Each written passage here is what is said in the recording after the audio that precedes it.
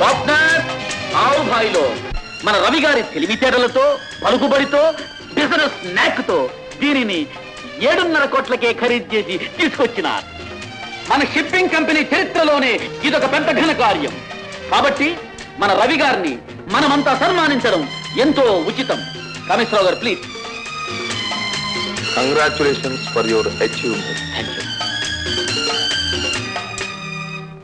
చూసావా నాన్న, మహామేధావి రవి కోట్లు సంపాదించాడట. పెద్ద షిప్పింగ్ కంపెనీ పెట్టి దేశాన్ని ఉద్ధరిస్తాడు. ఫోటోలు, పూలమాలలు, సన్మానాలు సిగ్గు లేకపోతే సరి. వల్లించిన నీతులన్నీ మంటగలిపి చేసిన ద్రోహాలన్నీ మర్చిపోగలిగితే ఎంతటి గొప్పవాడైనా కావచ్చమ్మా. కలిమి పాపం కవల పిల్లలని, ఎక్కడ డబ్బుంటే అక్కడ పాపం పెరుగుతుందని పెద్ద ధర్మోపన్యాసం చేశాడు మహాత్ముడు. ఎవడమ్మా ఎవడు వాడిని వాళ్ళు ఎన్ని అడిగారు?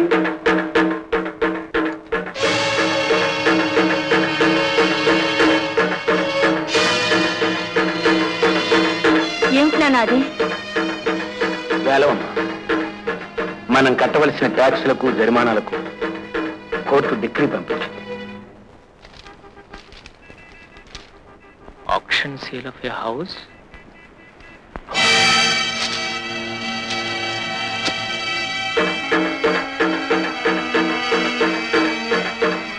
కోట్లాడు బాధా 1,20,000 1,25,000 ఒకసారి 1,25,000 1,25,000 ఒకసారి 2 సార్లు ఒకసారి 2 సార్లు. ఎక్స్క్యూజ్ మీ, డిగ్రీ అయిన మొత్తం అంతా నేను కడతాను. ఈ వేలం ఆపడానికి మీకు ఏమైనా అభ్యంతరమా? మాకేం అభ్యంతరం లేదండి, కానీ వీళ్ళంతా వేలం పాడడానికే వాళ్ళని అడుగుతాను. ప్లీజ్ చూడండి, ఈ ఇంటి వాళ్ళు నాకు కావాల్సిన వాడు, నేను వాళ్ళకి కావాల్సిన వాడు. ఈ ఇల్లు వాళ్ళకి దక్కించాలని, వాళ్ళకి సహాయపడాలని వచ్చాను. మీకెవరికి అభ్యంతరం ఉండదు అనుకుంటాను. నాకు అభ్యంతరం ఉంది. జయ, వెనక నుంచి గోతులోకి తోసి ముందుకొచ్చి చేయందించే మీ సానుభూతి సహాయం మాకు అక్కర్లేదు. మేమెంతో పాపం చేసి సంపాదించిన ఇల్లు ఈ ఇంటితో పాటే మా పాపాన్ని పోనివ్వండి. వేలం వేయడం ఆపగలిగినా మేము వెళ్ళడం మాత్రం ఆపలేదు. ఈ క్షణమే మేము ఇల్లు ఖాళీ చేసి పెడుతున్నాం. పుణ్యపురుషులకే ఇల్లు దక్కనివ్వండి. జయ జయ, క్షమించండి. మీ ధన రుణం తీర్చుకున్నాను కానీ దయారుణం తీర్చుకోలేకపోయా. దాన్ని ఈ రూపంగానే తీర్చుకోనివ్వండి. నేను కూల్చివేసిన దాన్ని నన్నే నిలబెట్టనివ్వండి. సిగ్గు లేకుండా ఇంకా మాట్లాడుతున్నావా? చిన్న ఇంటి వాసాలు లెక్క పెట్టే కృతజ్ఞుడు. నీ సహాయం పొందడం కంటే వీడు అడుక్కుతుంటే గౌరవంగా ఉంటుందిరా. వెళ్ళి కనుక రామ్మా రా.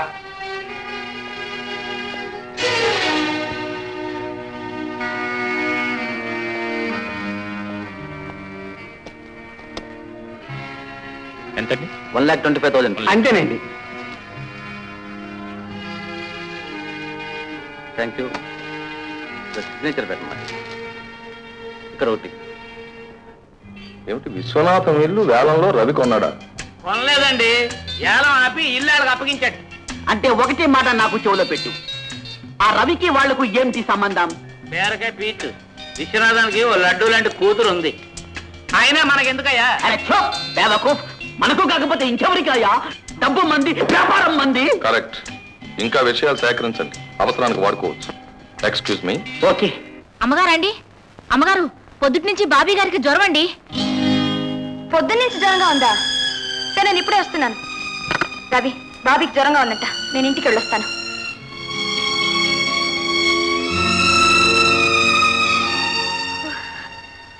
ఇంత జ్వరంగా ఉంటే అసలు డాక్టర్ని పిలవాలని నీకు తోచలేదు? ఇంట్లో అందరూ ఏమైపోయారు? అసలు అయ్యగారు ఎక్కడికి వెళ్ళారు? కన్న తల్లివి, నీకే బిడ్డను చూసుకోవడానికి వీళ్ళేనన్ని పనులు ఉద్యోగాలు ఉన్నప్పుడు నాకే నా లేనిది.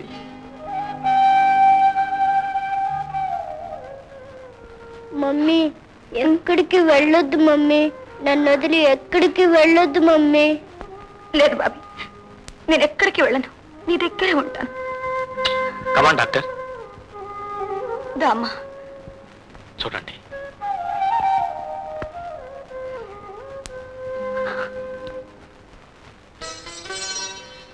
ఎలా ఉందండి బాబీకి?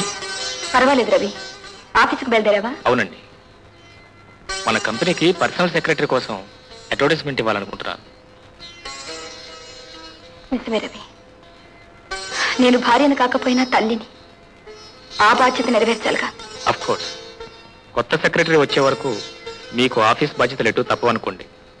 ఆ తర్వాత కూడా మీ సలహాలు, సంప్రదింపులు ఎప్పుడు అవసరంగానే ఉంటాయి. ఆ పోతే నేను ఈరోజు లండన్ వెళుతున్నాను. నేను తిరిగి వచ్చేలోగా సెక్రటరీని అపాయింట్ చేయండి. సరే.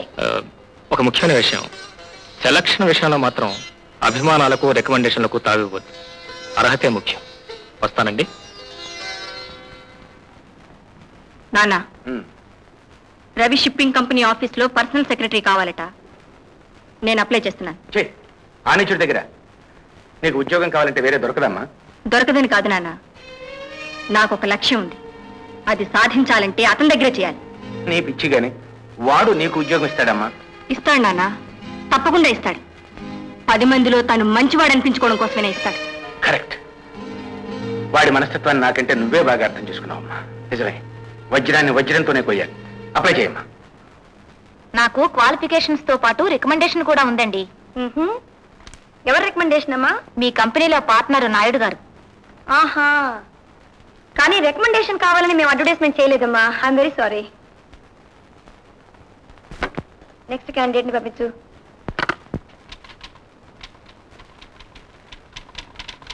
కమెన్.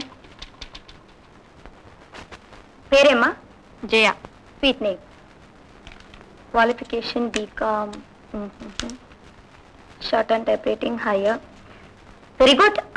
సిఫార్సు ఏమైనా ఉందమ్మా? సిఫార్సు కావాలని మీరు అడ్వర్టైజ్ చేయలేదుగా. Well set. You are selected as a personal secretary. మా మేనేజింగ్ డైరెక్టర్ కోరుకున్న సెక్రటరీ దొరికావు. నేను కోరుకున్న ఉద్యోగమే దొరికింది. Is it? Congratulations. Appointment order పంపిస్తాను. రేపే ఉద్యోగంలో జాయిన్ అవ్వచ్చు. Thank you. Welcome.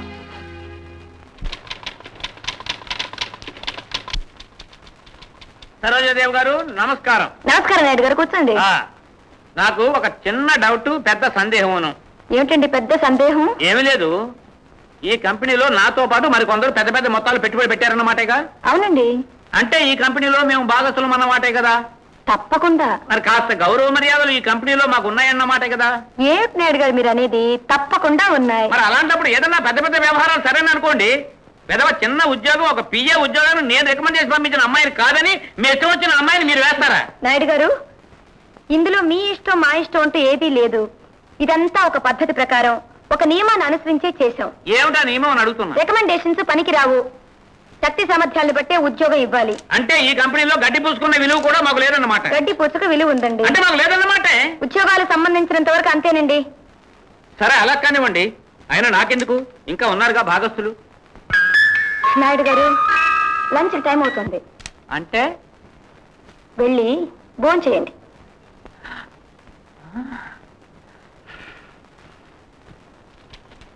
Good morning. Good morning.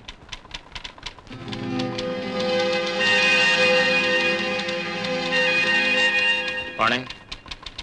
Good morning. Morning.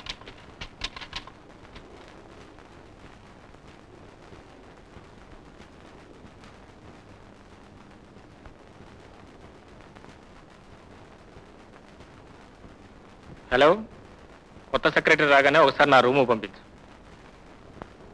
Madam, అయ్యగారు రమ్మంటున్నారు.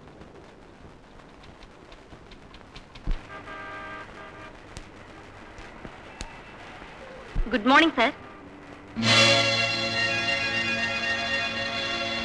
ఈ ఉద్యోగానికి మీ పాత సెక్రటరీ సెలెక్ట్ చేశారు. Good, very good. అవును, నీ టేబుల్ మీద కలిమి పాపం కలిసి పెరుగుతాయనే బోర్డు చూశాను. Yes sir. అది మా కంపెనీ స్లోగన్ కాదే?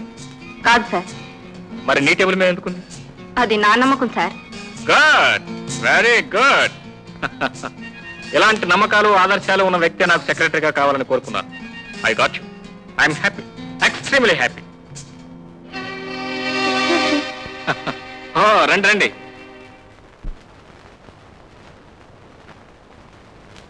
I'm sorry Ravi. Oh, what you feel sorry? I'm really very happy. నేను ఎంతో కాలంగా కోరుకుంటున్న మనిషిని, నాకు అన్ని విధాలా నచ్చిన సెక్రటరీని సెలెక్ట్ చేశాను. Really? I'm really thankful to you. Don't mention. ఇప్పుడు మనకు ఫంక్షన్ ఉంది, వెళ్దామా? I'm sorry, I forgot all about it. Okay, let us move. Bye. See you. Bye bye.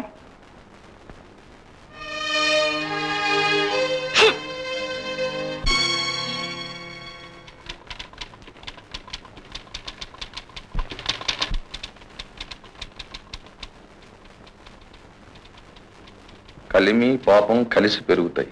Good morning sir. Good morning. నేను mister Kameswara Rao, husband of. ఓహో, నీకంతా తెలుసు అన్నమాట. అంతా కాదులేండి, కొంత.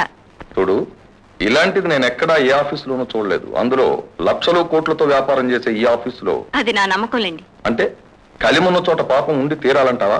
ఉండే తీరాలి. నువ్వేమనుకోనంటే ఒక మాట. అంత పాపం ఉన్న చోట నువ్వెందుకు చేరావు? నీకు ఆ పాపంలో భాగం ఉన్నట్టే కదా అనేనా మీరు అడిగేది? కరెక్ట్, చాలా కరెక్ట్. నువ్వు ఆవలిస్తే పేగులు లెక్క పెట్టేదానిలో ఉన్నావు. నిజానికి నా నమ్మకం కూడా అదే. పాపాన్ని నేను అస్సలు భరించలేను. ఎక్కడికక్కడ తుంచి పారేయాలని నా ప్రయత్నం. కానీ అనుమానం అక్కర్లేదు, చెప్పండి. నేను ఒంటరివాణ్ణి అయిపోయాను. నీలాంటి వాళ్ళ సహాయం నాకు కావాలి. తప్పకుండా. నా వల్ల మీకే సహాయం కావాలో చెప్పండి. ఇది ఆఫీసు, ఇక్కడొద్దు. సాయంకాలం కలిసి మాట్లాడదాం. ఓకే. సెక్రటరీని రమ్మను. వాట్? వెళ్ళిపోయిందా? All right. జయ, నీతో చాలా ముఖ్యమైన విషయం ఒకటి మాట్లాడాలి. రవిని గురించి మీకు కొన్ని రహస్యాలు కావాలి, అందుకు నేను సహాయపడాలి. కరెక్ట్, చాలా కరెక్ట్ గా తెలుసుకున్నా. తెలియాల్సింది ఒకటే ఉంది. ఏమిటది? అడుగు. రహస్యాలు తెలుసుకుని రవిని ఏం చేయాలని మీ లక్ష్యం ఏమిటి? నిజం చెప్పమంటావా? మీరు చెప్పేది నిజమో కాదో తెలుసుకోగలను, చెప్పండి. Oh, you are too intelligent. Ravi మా ఇంటికి ఏకులా వచ్చి నాకు సరోజుకి మధ్య మేకులా తయారయ్యాడు. అతను నా పదవి నుంచి దించాలి. మా ఇద్దరి మధ్య నుంచి అతను తొలగించాలి. అంతేగా? అంతే. అంతే అయితే మీకే సహాయం కావాలన్నా చేస్తాను. అందుకు కావాల్సిన రహస్యాలు ఎప్పటికప్పుడు అందజేస్తాను. Thank you. మరి దీనిలో నీకు కావాల్సిన ప్రతిఫలం? మనిద్దరి లక్ష్యం ఒకటి, రవిని ఐశ్వర్యపు మత్తు నుంచి తొలగించి కాపాడాలి. అంతకు మించి నాకేం అక్కర్లేదు. Thank you. కమాన్.